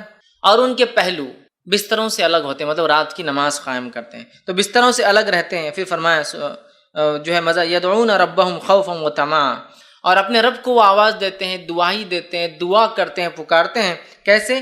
خوف اور امید کے ساتھ. اپنے رب کو آواز دیتے ہیں خوف اور امید کے ساتھ، چونکہ ایمان اس کے بیچ میں ہے. تو اللہ فرماتا ہے اپنے رب کو خوف اور امید کے ساتھ جو ہے پکارتے رہتے ہیں. اور پھر فرمایا تمام وَمِمَّا رَزَقْنَاهُمْ يُنْفِقُونَ، اور جو کچھ اللہ نے دیا اس میں سے وہ جو ہے خرچ کرتے ہیں۔ پھر اللہ نے فرمایا فَلَا تَعْلَمُ نَفْسٌ مَّا أُخْفِيَ لَهُم مِّن قُرَّةِ عَيْنٍ، اور وہ نہیں جانتے، ان کی نفس نہیں جانتی کہ ان کے رب نے ان کی آنکھوں کی کیسی ٹھنڈک تیار کر رکھی ہے۔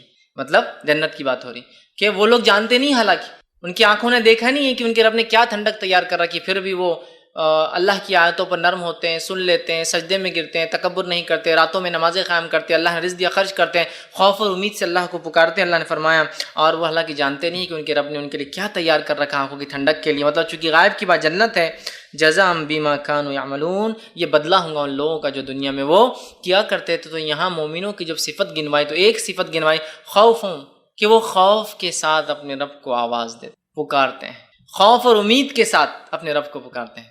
ٹھیک، تو ہمیں بھی اس بات کو سمجھنا ہے کہ اللہ کا ڈر، خشیت الہی ایک بڑی اہم چیز ہے، اور اپنی نفسوں میں ہمیں پیدا کرنا ہے، اپنی اولاد کی تربیت اس پر کرنا ہے، اپنے آپ کو اس کے لیے تیار کرنا ہے۔ ورنہ اگر یہ پارٹ، یہ حصہ نکل گیا تو جس بے باکی سے آج دنیا کی محبت کا اظہار کرتے ہیں، دنیا کے پیچھے بھاگ رہے ہیں، وہ کبھی ختم ہونے والی یاد رکھیے۔ جب تک کہ ایک انسان اللہ کا ڈر حقیقی معنوں میں اپنے دل میں نہ ڈال لے، جیسے کہ صحابہ، تابعین، تبع تابعین کی ہم زندگی دیکھیں، سلف صالحین کی، حقیقت میں وہ اپنے رب سے ڈرنے والے تھے اور خوف اور امید کے ساتھ اپنی زندگی جیتے تھے۔ آج افسوس کی بات ہے، ہم صرف امید امید امید اور امید کے ساتھ جی رہے ہیں، جبکہ خوف اور امید دونوں کے بیچ میں ایمان ہے۔ خالی امید کے ساتھ ایمان جڑا نہیں ہے، خوف بھی ہو امید بھی ہو، اس دونوں کے بیچ میں ایمان ہے۔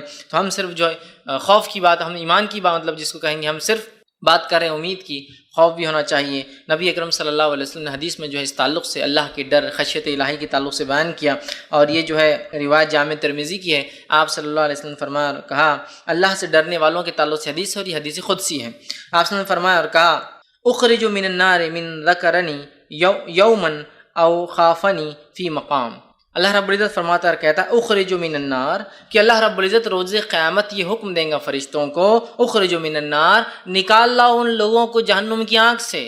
حدیث قدسی مطلب حدیث قدسی وہ حدیث ہوتی ہے جس میں اللہ کے رسول صلی اللہ علیہ وسلم سیدھا اللہ سے بیان کرتے ہیں، تمہارا رب بیان کرتا، اللہ نے بیان کیا۔ تو اللہ کیا بیان کر رہا ہے سنیے، کہ اللہ تعالیٰ روز قیامت حکم دیں گا کہ آگ میں سے نکال لاؤ فرشتوں، کن لوگوں کو؟ من النار ذکرنی یومن، جس نے مجھے یاد کیا ہو کبھی کسی دن، مطلب سچے دل سے۔ یاد تو ہم روز ہی کرتے ہیں اللہ کو، لیکن سچے دل سے نہیں ہے۔ قرآن بھی پڑھ رہے ہیں تو خیالات کہیں اور رہے، نماز بھی پڑھ رہے تو خیالات کہیں اور رہے، تسبیحات بھی پڑھ رہے تو سارے مسجد کا چکر لگا لے رہے کہ کون کیا کر رہا ہے، تو ہر چیز میں سچے دل سے جس نے مجھے ایک دن بھی یاد کیا ہو نکال لاؤ۔ اور آگے فرمایا یومن او اخافنی فی مقام، اور کبھی مجھ سے ایک بار ڈرا ہو اس کو بھی نکال کے لا لو جہنم سے۔ حقیقت میں کہ گناہ کرنے ہم جا رہے ہو اور اس گناہ کے وقت اللہ کے ڈر کی وجہ سے گناہ چھوڑ دے، لوگوں کے ڈر سے نہیں، یا رشتہ دار کیا کہیں، نہیں، صرف ایک کوئی نہیں تھا، جیسا کہ اس آدمی کا واقعات کیے جو اپنی بہن کے ساتھ ہی رشتے کی منہ کالا کرنا چاہتا تھا۔ وہ عورت نیک تھی لیکن مجبور تھی، اس نے آخر میں کہا جب آدمی بڑھنے لگا، اے اللہ کے بندے اللہ سے ڈر، اور وہ آدمی پیچھے ہٹ گیا۔ یہ اللہ کا ڈر ہے، یہ بڑی اہم بات ہے، یاد رکھیے، یہ بڑی اہم بات ہے۔ تو اللہ کا ڈر، یا پھر یوسف علیہ السلام کو یاد کیجئے، جب جو ہے اس عورت نے یوسف علیہ السلام کے ساتھ منہ کالا کرنا چاہا، جسے مصر کی جو ہے بیوی نے، تو یوسف علیہ السلام کو کوئی دیکھنے والا نہیں تھا، بس اللہ کا ڈر، خشیت الہی، کہ وہاں سے بھاگ کھڑے ہوئے اور اپنے آپ کو انہوں نے محفوظ کر لیا اس عورت سے، ہے نا، اللہ نے ان کو بچا لیا۔ تو یہ بڑی اہم چیز ہے، اللہ کا ڈر، خشیت الہی۔ کوئی نہیں دیکھ رہا مجھے پھر بھی میں ڈرتا ہوں، تو ایک بار جس نے سچے دل سے یاد کیا ہو یا مجھ سے ڈرا ہو، لا ان کو بھی نکال لو جہنم سے باہر۔ مطلب وہ لوگ جن کے اعمال کی کمزوریوں سے، گناہوں کے باعث وہ جہنم میں چلے جائیں گے، ایک وقت جہنم کی سزا بھگت لیں گے، اس کے بعد ایک آواز دی جائیں گی کہ نکال لو ان لوگوں کو بھی جہنم سے۔ چونکہ اللہ کو تو بہانے چاہیے اپنے، کہ تو اللہ تعالیٰ اپنے بندوں کو سزا دینے کے لیے تھوڑی پیدا کیا ہے اس نے، وہ تو بہانے ڈھونڈتا ہے کہ کیسے کیسے ان کی مغفرت کر دو، ان کو معاف کر دو۔ تو آواز لگا جائیں گی نکال لو جن لوگوں نے مجھے کبھی یاد کیا ہو، اور نکال لو ایسے انسان کو جس نے جو ہے میرے سے کبھی ڈرا ہو، اس کو نکال کے لاؤ۔ تو دیکھیے اللہ کا ڈر کتنی اہم چیز، اور یہ حدیث قدسی تھی۔ اسی طرح ابن حبان، صحیح ابن حبان کی ایک اور روایت ہے، اور یہ بھی حدیث قدسی ہے۔ اللہ کے ڈر کے تعلق سے اتنی ساری باتیں قرآن حدیث میں آتی ہے، اس کو جمع کرنا ہی ممکن نہیں ہے۔ یہ بھی حدیث قدسی، دیکھیے آپ کیا فرماتے ہیں، اور یہ صحیح ابن حبان کی روایت ہے، خشیت الہی کا اس میں دیکھیے کیسا معاملہ ہے، اور اللہ کے رسول صلی اللہ علیہ وسلم فرماتے ہیں، اللہ فرماتا ہے، کیا فرماتا ہے، غور سے سنیے۔ اللہ فرماتا ہے وَعِزَّتِي، قسم ہے میری عزت کی۔ کون قسم کھا رہا ہے؟ اللہ تعالیٰ اپنی عزت کی قسم کھا رہا ہے، جو سب سے زیادہ باعزت ذات ہے، اور وہی ذات ہے جس سے تمام لوگوں کو عزت اور شرف دنیا میں ملتا ہے نا۔ ہم دنیا میں عزت کے الگ الگ پیمانے بناتے، کوئی مالداری، حسب، نسب، خاندان، عزت کے وہ پیمانے نہیں، پیمانہ یہ ہے کہ اللہ جس کو عزت دیتے بس وہی عزت والا ہے. وَعِزَّتِي، اللہ کہہ رہا ہے تو عزت کی قسم ہے میری، خود اللہ اپنی قسم کھا رہا ہے کہ میری عزت کی قسم ہے، لا اجمع علی عبدی خوفین و امنین، میں کبھی بھی اپنے بندوں پر 2 خوف اور 2 امن کو ایک ساتھ جمع نہیں کروں گا. سبحان اللہ، کیا معنی 2 خوف اور 2 امن کو اللہ ایک ساتھ جمع نہیں کریں گا؟ آگے خود اللہ رب العزت اپنے نبی کو بتا رہا ہے حدیث قدسی میں کیا معنی ہے. اللہ فرماتا ہے اذا اخافنی فی الدنیا، جو دنیا میں مجھ سے ڈرا، تو اللہ فرماتا دنیا، امنتہ یوم القیامہ، تو میں اس کو قیامت کے دن امن دے دوں گا. پھر آگے فرمایا وَإِذَا أَمِنَنِي فِي الدُّنْيَا، اور جس کو دنیا میں امن دے دیا، أَخَفَتْهُ فِي الْآخِرَةِ، تو اس کو میں خوف دوں گا آخرت میں. اس کا کیا معنی ہے؟ معنی یہ ہے جو انسان دنیا میں اللہ سے ڈرتا رہا اور برائی سے رکتا رہا تو آخرت میں امن میں رہیں گا، اور جو انسان دنیا میں اللہ سے بے باک ہو کر جو چاہے کرا، مطلب دنیا کی زندگی امن سے گزار لیا، تو آخرت میں اللہ کا خوف اس کو ملے گا.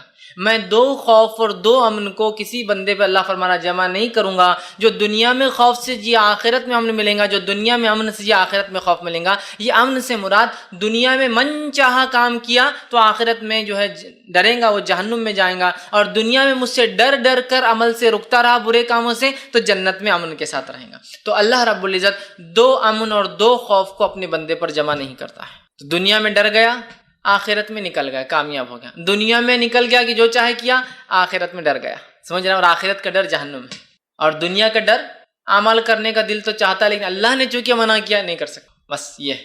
بہت سے لوگ بولتے ہیں اللہ نے یہ دل میں ڈالنا ہی نہیں تھا بات گناہ کی، کتنا مزہ آتا تھا نا. تو جب دل میں گناہ کی بات رہتی نہیں تو پھر نیکی اور بدی کا معاملہ ہی کہاں ہوتا، اور جنت جہنم کا فیصلہ ہی کیوں کرتا؟ اللہ فرشتوں کے ساتھ ہم کو پیدا کرتا، بولتا جاؤ تم بھی گھومتے رہو. بس یہ ایک اللہ نے ایسا کیوں کیا، کیوں ہم کو پیدا کیا، یہ اس کی مرضی تھی، واللہ عالم، یہ ہم نہیں جانتے. اور مالک سے غلام کو کوئی حق نہیں ہے پوچھنے کا، سوائے اس کے کہ مالک خود بتا دے کہ بھائی کیوں میں نے کیا یہ، لیکن ہم کو حق نہیں چیلنج کرنے کا. اب کام یہ ہے کہ ہم پیدا کر دیے گئے ہیں، جو کہا جا رہا ہے بس عمل کیا جائے، بس ختم.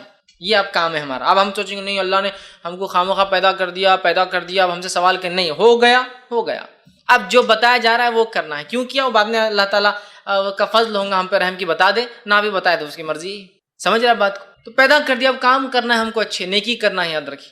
تو یہاں دیکھیے کہ اللہ تعالیٰ نے جس کو دنیا میں جس نے خوف کھایا تو ہم دیکھیے خشیت الہی کی اہمیت، آخرت میں امن میں رہ گیا. اور دنیا میں جس نے موج مستی کر لی، منمانی کر لی، دنیا کی زندگی گزار لی اس کے مطابق اچھی، تو آخرت میں اس کو بہت ڈرنا پڑے گا اپنے رب سے. تو 2 خوف اور 2 امن کبھی جمع نہیں کرتا اللہ تعالیٰ ایک بندے پر. صحیح بخاری کی ایک روایت ہے، اور اس روایت کے اندر بھی دیکھیے ایک شخص کا خوف الہی، اللہ کا ڈر، اللہ سے جو وہ ڈرتا تھا، گاڈ فیئرنگ تھا وہ، اس ڈر نے اس کے ساتھ کیا کیا ذرا سنیے. صحیح بخاری کی روایت ہے، ابو ہریرہ رضی اللہ عنہ حدیث کے راوی فرماتے نبی اکرم صلی اللہ علیہ وسلم نے فرمایا، کہا کہ تم سے پہلے زمانے میں ایک شخص تھا، اس شخص کی جب موت کا وقت قریب آیا تو اس نے اپنے بیٹوں کو بلا کر کہا جب میں مر جاؤں تو مجھے جلا دینا، جلا کے میری راکھ کو پیسنا اور مختلف پہاڑوں پر مختلف زمین پہ جا کر اس کو ہوا کے ساتھ اڑا دینا. کیوں؟ تو آگے وہ کہتا ہے جلا دینا اور میری راکھ پیس کر ہوا میں اڑا دینا. اللہ کی قسم اس نے مجھ پر اگر گرفت کی تو مجھے سخت سزا دیں گا، اور ایسی سزا کہ کسی کو اس نے نہیں دی ہوں گی. بیٹوں سے کیوں کہا اس نے مجھے جلا کے اڑا دینا؟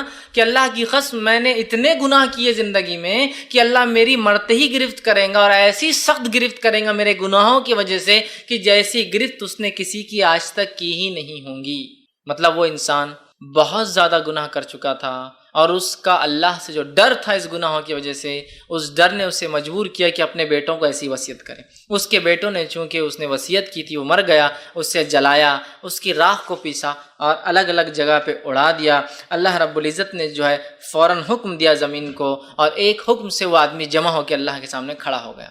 اب اللہ نے اسے سوال کیا، میرے بندے کیوں کر کے آیا تھا ایسی وصیت دنیا میں کہ مجھے جلا دینا، جلا کے اڑا دینا الگ الگ جگہ، کیوں کر کے آیا تھا ایسی وصیت؟ تو وہ جو ہے حکم دے تو وہ جمع ہو گیا، وہ شخص زندہ تیار ہو گیا. اللہ نے پوچھا، اللہ نے اسے فرمایا تجھے کس چیز نے ایسا کرنے پر آمادہ کیا؟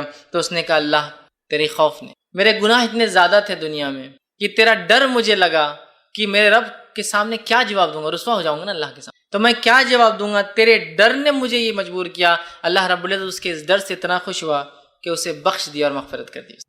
خوف الہی اتنی بڑی چیز ہے کہ ایک گناہگار انسان کے گناہ بھی بخشے جا سکتے ہیں اگر حقیقی اللہ کا ڈر ہو. یہ نہیں کہ بس نماز ہوئی، نماز کے بعد کچھ تو بھی کرے توبہ توبہ توبہ توبہ. بہت سے لوگ کرتے ہیں چلو اب گناہ ہو گئے معاف، لیکن پھر نماز سے نکلے وہی نیت کے ساتھ کہ اب اگلے کو دھوکہ کیسا دوں. حج کو گئے توبہ توبہ توبہ توبہ، اب کوئی گناہ نہیں، لیکن حج اس لیے کر کے آیا کہ پرانا اکاؤنٹ کلیئر ہو جائے، اب نئے سے سرے سے جرم کروں.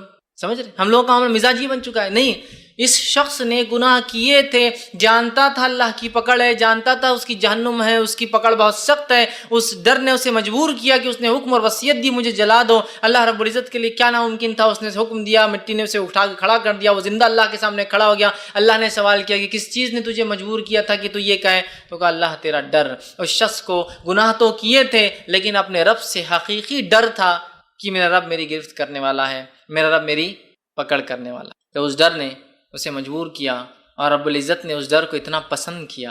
اللہ پسند کرتا ہے جو بندے اس سے ڈرتے ہیں، توبہ کرتے ہیں، کہ اس نے معاف کر دیا. اللہ کا ڈر سے مراد یہ ہے کہ ہم گناہوں سے بچیں، نیکیوں کی طرف آمادہ ہو، اچھے کام کرے، برائی سے اپنی نفس کو روکے. یہ بات یاد رکھیے. نہیں تو اللہ کا ڈر بولے تو بس کچھ تو بھی آپ ڈر سمجھ رہے، توبہ کرے اور پھر معاملہ نہیں، حقیقی ڈر.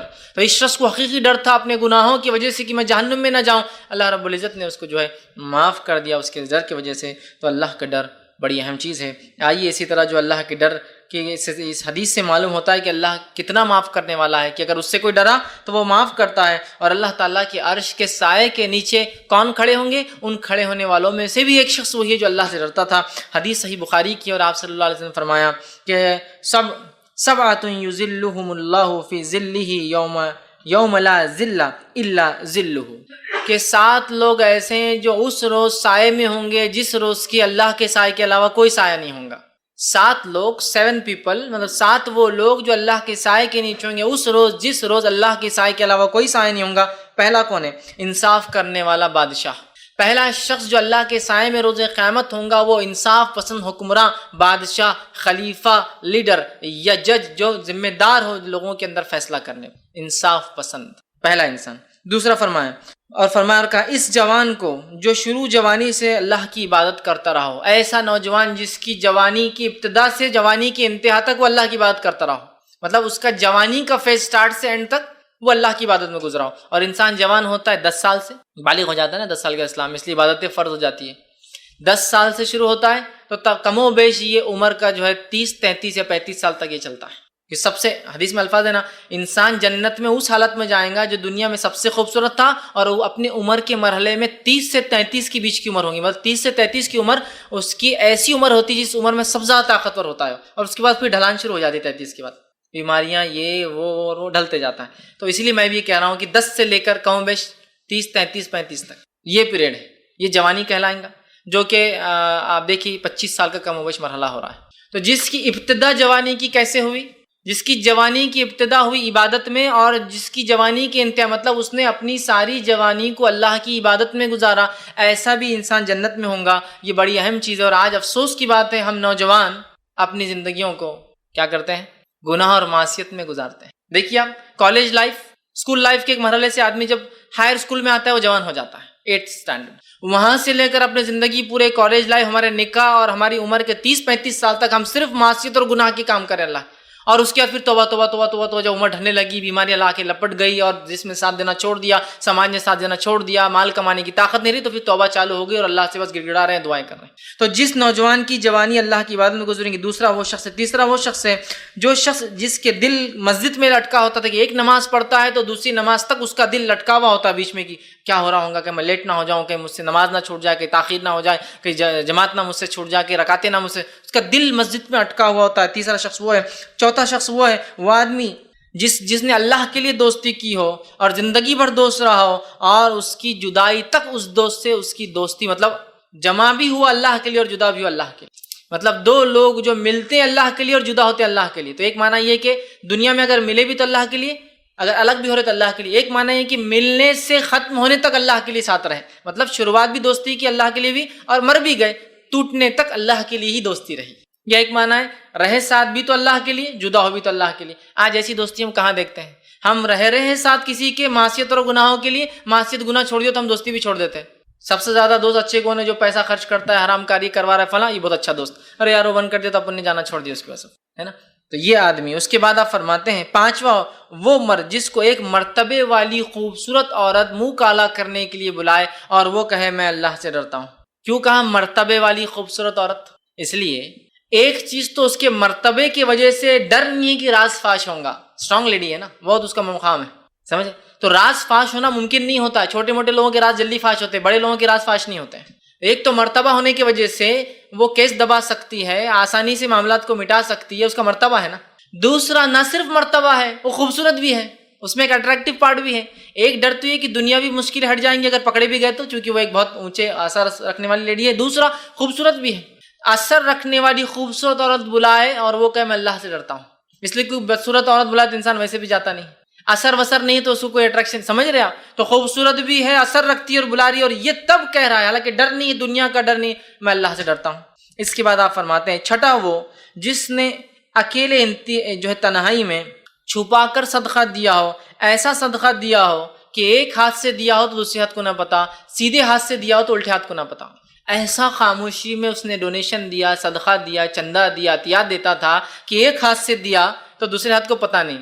اس کا یہ ہرگز معنی نہیں کہ ایک ہاتھ چھپا کر دینا ہے. معنی یہ ہے کہ اس نے جب دیا تو کوئی شہرت نہیں چاہیے، کوئی نام نہیں چاہا، کوئی ریاکاری نہیں تھی، کوئی نہیں چاہتا تھا کہ وہ سلام کرے جھک کر کہ مجھے زکوٰۃ چندے صدقات دیتے ہیں، کچھ نہیں، دے دیا، معاملہ ختم ہو گیا. اور ساتواں وہ انسان عرش کے سائے میں ہوں گا. آپ سے فرماتے ہیں اور کہتے ہیں وہ شخص جس نے اکیلے میں تنہائی میں اللہ کو یاد کیا ہو اور اس یاد کرنے سے اس کی دونوں آنکھیں بہہ پڑی ہو، دونوں آنکھوں سے آنسو نکلا ہو. 7 لوگ جو اللہ کے سائے میں ہوں گے جس دن کوئی سائے نہ ہوگا. آخری 7واں انسان وہ ہے جو اللہ کے ڈر سے رویا ہو. ٹھیک، حدیث کے الفاظ ہے وہ شخص جس نے اکیلے تنہائی میں اللہ کو یاد کیا تو اس کی دونوں آنکھیں بھیگ گئی، بہہ پڑی. اور یہاں دیکھیں حدیث کے الفاظ، اکیلے تنہائی میں رویا ہو. اجتماعیت میں آدمی بہت رو لیتا ہے. مثال کے طور پہ کسی کا انتقال ہوا ہو تو آپ دیکھیے ہر تھوڑی دیر میں ایک لہر آتی غم کی اور رونے کی. جب کوئی نئے رشتے دار انٹروڈیوس ہوتے جاتے ہیں تو اتنی دیر سب کو رونا آتا. اب وہیں کوئی آدمی اکیلا کھڑے رہ کر روئے نہیں دیکھیں گے آپ کو کوئی. اکیلے رونا یہ آدمی کو تبھی آ سکتا ہے جب وہ بے انتہا اور بے لوث کسی سے محبت کرتا ہے انتقال پر. تو اسی طرح اللہ سے اکیلے میں ڈر کر رویا. اجتماعیت میں کوئی بھی رو لے رہا ہے، دعائیں ہوتی اجتماعیت، دیکھیے لوگ کتنا زور زور سے رو رہے ہیں. ان کے رونے کے مقابلے میں ان کی زندگی کے عمل نظر نہیں آ رہے کہ زندگی میں اتنا ڈر، جتنا رو رہا ہے اتنا ڈرتا ہو کہ معاملات میں اتنا صحیح ہو. تو اجتماعیت میں تو رو لیتے ہیں. علی بن ابی طالب رضی اللہ عنہ کے زمانے میں ایک انسان مسجد میں رو رہا تھا تو آپ نے فرمایا تیرا بہتر ہوتا اکیلے میں رونا، اس لیے کہ اکیلے میں رونے سے یہ فضیلت کو حامل ہو جاتا کہ اللہ کے لیے رویا نا اکیلے میں. تو دیکھیں حدیث اکیلے میں اللہ کے لیے رویا. اجتماعیت میں لوگوں کے سامنے انسان رو لیتا ہے، اکیلے میں رونا یہ اصل چیز. تو اکیلے میں اللہ کے لیے رویا. خشیت الہی دیکھیے کہ اگر جو روتا ہے تو وہ عرش سائے میں ہے، جو ڈرتا ہے مر گیا تو جنت جا رہا ہے، مغفرت ہو جا رہی ہے. اللہ 2 خوف کو اور 2 امنوں کو جمع نہیں کرتا. اللہ نے اعلان کر دیں گا روز قیامت جو جہنم میں چلے بھی جائیں گے نکال لاؤ جو ایک بار بھی ڈرا ہوں مجھ سے. کتنی فضیلتیں خشیت الہی کی، اللہ کے ڈر کی، اور اس کے ڈر کی بنیاد پر اپنے اعمال کو تبدیل کرنا ضروری ہے، ورنہ صرف ڈر کی بات ہو رہی ہے اعمال ویسے ہی چل رہے ہیں. ڈر کا معنی ہی تو یہ ہے.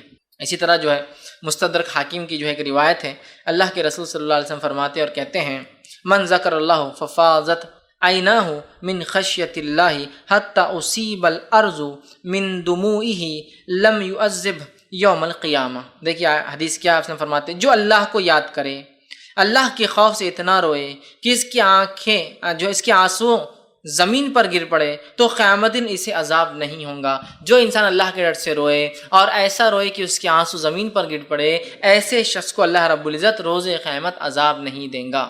کتنی باتیں آ رہی ہے اللہ کے ڈر کے لیے. مغفرت کے وعدے، مغفرت کی جا رہی ہے. جہنمیوں کو صرف ڈر کی وجہ سے نکالا جا رہا ہے، عرش کے سائے میں صرف ڈر کی وجہ سے رکھا جا رہا ہے.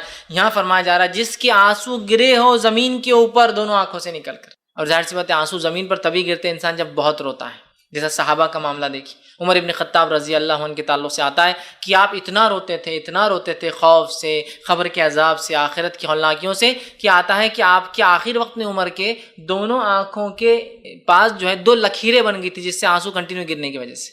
مطلب فیشیل ایکسپریشنز پہ 2 لائنیں آ گئی تھی جس سے آنسو گرتے تھے ہمیشہ. عثمان ابن عفان رضی اللہ عنہ کے تعلق سے آتا ہے اتنا کثرت سے روتے خبر کے بعد جب بھی بیٹھتے ہیں، چونکہ خبر سٹارٹ ہے، سوال جواب شروع ہو رہے ہیں، اللہ کا ڈر ظاہر سی بات انسان کو فرسٹ فیز میں ہو رہا ہے، تو اتنا روتے تھے کہ آپ جب روتے تھے خبر کے پاس تو آپ کے آنسو سے داڑھی بھیگ کر داڑھی سے جو ہے آنسو نیچے ٹپکتے تھے. یہی معنی ہے حدیث کا. جو اللہ کے ڈر سے رویا، رونے کی وجہ سے آنسو زمین پر ٹپکے. آنسو زمین پر تبھی ٹپک سکتے جب چہرے سے نکل کر وہ داڑھی سے ہوتے ہوئے نیچے کی طرف آتے ہیں. اتنا رویا. تو ایسے شخص کے بعد اللہ فرماتا ہے میں اسے روز قیامت عذاب نہیں دوں گا، کیونکہ میرے ڈر سے رویا ہے نا. اور جب کوئی انسان حقیقت میں اللہ کے ڈر سے روتا ہے اس کی زندگی تبدیل ہو جاتی ہے. یہ بات ہمیشہ یاد رکھیے، ورنہ میں ایک بار رو رہا ہوں پھر اگلی بار اگلا دھوکہ، پھر دوسری بار رو رہا ہوں پھر تیسری بار دھوکہ، نہیں، اس کی زندگی چینج ہو جاتی ہے جب وہ اللہ کے لیے روتا ہے. یہ بڑی اہم چیز ہے. تو جو رویا ہو، آنسو نکلے ہو، زمین بھیگی ہو، اللہ نے کہا کہ میں اس کو عذاب نہیں دوں گا کیونکہ وہ میرے لیے رویا ہے. کتنی بڑی بات ہے، کتنی اہم چیز ہے. اور اللہ کے نیک بندوں کا یہ شیوا اور طریقہ رہا ہے کہ وہ خوب روتے تھے، خوب ڈرتے تھے. اور رونا ظاہر سی بات ڈر کی علامت ہوتی، عاجزی کی علامت. تو اللہ کے نیک بندے حتیٰ کہ انبیاء جو گناہ نہیں کرتے تھے، معصوم عن الخطا ہے، انبیاء تک کثرت سے روتے تھے. اس لیے میں کہہ رہا ہوں نیک لوگوں کی پہچان ہے رونا. وہ گناہ نہیں کرتے پھر بھی روتے زارو خطا. ہم تو گناہ کر کے بھی ڈٹے ہوئے ہیں، وہ گناہ نہیں کر کے بھی روتے ہیں. یہی صفت اچھے بندوں کی ہے جو ڈرتے اللہ سے ہو. اور جتنا ٹاپ کا اسٹوڈنٹ ہوتا ہے نا وہ اپنے رزلٹ سے اتنا زیادہ خوف کھاتا ہے. بہت سے لوگ بولتے ہیں انبیاء کیوں روتے تھے، ان کو کیا گناہ تو نہیں کیے تھے. نہیں، جتنا ٹاپ موسٹ اسٹوڈنٹ ہوتا ہے اس کو لیسٹ میں بھی سب سے کم مارکس کٹ ہونے کا بھی ڈر ہونے سے اس کو ڈر لگتا ہے کہ ٹھیک ہے میں نے 100% پیپر لکھا لیکن ڈر ہے کہ آدھا مارکس ہینڈ رائٹنگ وجہ سے تو نہیں کٹ ہو جائے، اس کو ڈر لگ رہا ہے. فیلئر کو نہیں ڈر لگتا ہے. تو یہ انبیاء ٹاپ موسٹ لوگ ہیں دنیا کے، اس لیے خوف کھاتے رزلٹ سے. تو انبیاء کا یہ شیوا تھا کہ گناہ نہیں کرتے تھے پھر بھی روتے تھے. آج ہم گناہ کرتے روتے نہیں ہیں. آدم علیہ السلام نے جو خطا کی اس کے تعلق سے ایک روایت آتی، کثرت سے آدم علیہ السلام رویا کرتے تھے اس خطا کے لیے. نوح علیہ السلام کے تعلق سے اسلاف لکھتے کہ نوح کا نام نوحہ سے پڑا، اتنا روتے تھے. اتنا نوحہ سمجھتے نا، نوحہ رونا، اتنا روتے تھے نوح علیہ السلام کہ ان کا نام نوح رکھ دیا گیا نوحہ کی وجہ سے. کیا کثرت سے روتے تھے. کئی انبیاؤں کے تعلق سے آتا ہے کہ بکثرت رویا کرتے تھے، حالانکہ گناہ نہیں کرتے تھے، روتے تھے عاجزی کی وجہ سے کہ اللہ کی تھوڑی سی بھی پکڑ کر لے. جو خطائیں، چھوٹی خطائیں تو سب سے ہوتی ہیں، اس سے پکڑ لے. تو آدم کو کہا پھلنا کا، علیہ السلام کھا لیا، خطا تو ہوئی ہے نا. نوح علیہ السلام ڈر رہیں گے روز قیامت، ڈریں گے. صحیح مسلم کی روایت ہے کہ کہیں اللہ مجھے آج میری بددعا کی وجہ سے نہ پکڑ لے جو میں نے اپنی قوم کے خلاف کی تھی. ابراہیم علیہ السلام ڈریں گے جو میں نے توریا بات کو گھما کے پیش کیا تھا 2-3 موقعوں کے اوپر کہ اللہ مجھے نہ پکڑ لے. موسیٰ علیہ السلام ڈریں گے کہیں وہ خپتی کو جو میں نے مکہ مارا تھا، میرا مقصد اس کو مارنا ہے لیکن مر گیا ہو، میں کہ پکڑ میں نہ آ جاؤں. بڑے ہیں، ڈر رہے ہیں لیکن خوف کرتے ہیں اپنے. تو بڑی اہم چیز ہے اللہ کا ڈر. آج وہ ڈر ہمارے دل سے جو نکل گیا ہے. مستدرک حاکم کی ہی روایت ہے، خود نبی اکرم صلی اللہ علیہ وسلم کے تعلق سے آتا ہے. اور عبداللہ ابن عباس رضی اللہ عنہ فرماتے اور کہتے ہیں جب اللہ رب العزت نے یہ آیت نازل کی، یا ایھا الذین آمنوا قوا انفسکم واہلیکم نارا، سورہ تحریم سورہ نمبر 66 آیت نمبر 6، جب یہ آیت نازل ہوئی تو آپ صلی اللہ علیہ وسلم سے تلاوت فرمایا تو ایک نوجوان بے ہوش ہو گیا. ایک نوجوان مطلب ایک نوجوان صحابی بے ہوش ہو گئے اور بے ہوش ہو کے بہت زور سے شیورنگ جس کو ہلنے لگے. ہو بے ہوشی میں ہوتا ہے نا کبھی آدمی وہ ہوتا ہے، بہت تیزی سے ہلنے لگے. نبی اکرم صلی اللہ علیہ وسلم جو ہے اس شخص نوجوان کے نزدیک اور فرمایا کہو لا الہ الا اللہ. اس نوجوان نے کہا لا الہ الا اللہ تو آپ صلی اللہ علیہ وسلم نے اسے بشارت دی اور کہا کہ جو ہے تمہیں میں جنت کی بشارت دیتا ہوں. کیونکہ اس نے جب آیت سنی قوا انفسکم اہلیکم نارا تو اس جہنم کے تذکرے نے اس کو بے ہوشی میں ڈال دیا اٹھا کہ ہو سکتا ہے اس کے گناہ ہوں گے، ہو سکتا ہے وہ یہ سوچ رہا ہوں گا میرے گھر والوں کو میں کیسے بچاؤں. وہ بے ہوش ہو گئے. تو صحابہ نے کہا اللہ کے رسول یہ بشارت جو آپ نے ابھی دی جنت کی کیا اس کے لیے ہے ہمارے لیے بھی ہے؟ اس کو کیوں دی؟ تو آپ نے کہا صرف اس نوجوان کے لیے. تو کہا ہم نے کیا کیا جو ہمیں بشارت نہیں ہے؟ تو اللہ کے رسول صلی اللہ علیہ وسلم نے فرمایا یہ اس کے لیے مخصوص ہے، اس لیے کہ ذالک لمن خاف مقامی وخاف وعید. قرآن کی آیت آپ نے پڑھ کے سنا رکھا، اس لیے کہ یہ اپنے رب کے سامنے کھڑے ہونے سے اور خشیت الہی سے گر پڑا، ڈر گیا نا. جیسی آیت پڑھ گئی قوا انفسکم واہلیکم نارا، گر گیا ہو، ڈر گیا ہو. کیوں ڈر گیا؟ اس لیے کہ اللہ نے قرآن میں کہا جو اس دن میرے سامنے کھڑے رہنے سے ڈرا اور میری وعید میری وارننگ سے ڈرا جو دنیا میں دی نا اللہ نے، مت کرو ایسا کروں گا، مت کرو ایسا کروں گا، جو ڈر گیا وعیدوں سے اور میرے سامنے کھڑے رہنے سے تو وہ تو کامیاب ہوگا. اس وجہ سے میں نے اس نوجوان کو خوشخبری دی تو جنتی.